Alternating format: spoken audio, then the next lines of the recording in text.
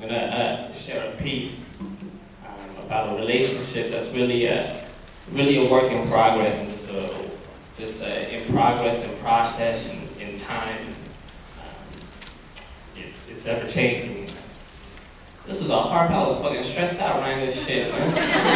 So if you don't like it, I mean, at least pretend to like it, okay?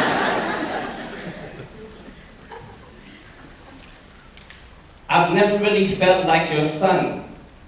or at least known the feeling that young boys are supposed to feel when their fathers mentor them into manhood, and it is as if profound father-to-son moments of bonding life lessons and coming-of-age cliches are only locked away in short stories and films, dismissed as simply fiction or entertainment. And so you and I stand distanced by a man-made barrier constructed of silence, raised voices, selfishness, and the absence of heart and mind. And the truth is that I care about you, but I do not love you.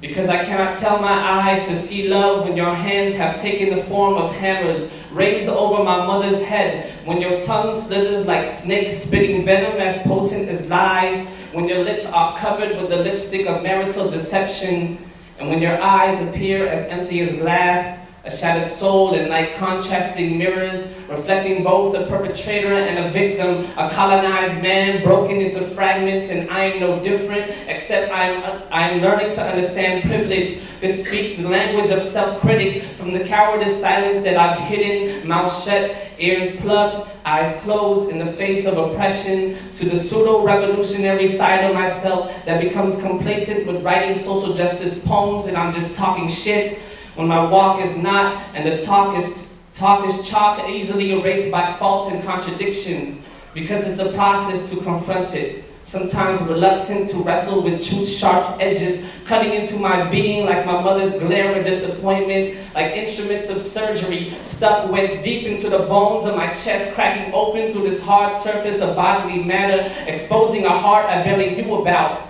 And it feels like dying, because they say that you must die in order to be born again. That pain is necessary for growth, and despite what they say, I cannot tell you how to feel. I cannot tell you how you should act, how you should be, because it is a choice that you must make. And it sounds like I'm giving up, but it's just that sons aren't supposed to challenge their fathers in our family, or your rules, and they call this culture, and so I have no choice but to look forward, outside, fearful, and experience a work in progress, trying to construct, show, model something beautiful for these young boys to look up to. Like playing jazz, I'm struggling to find the right notes to match the tone and tempo of becoming better men than the generation before us. And so I'm frantic, and I'm worried,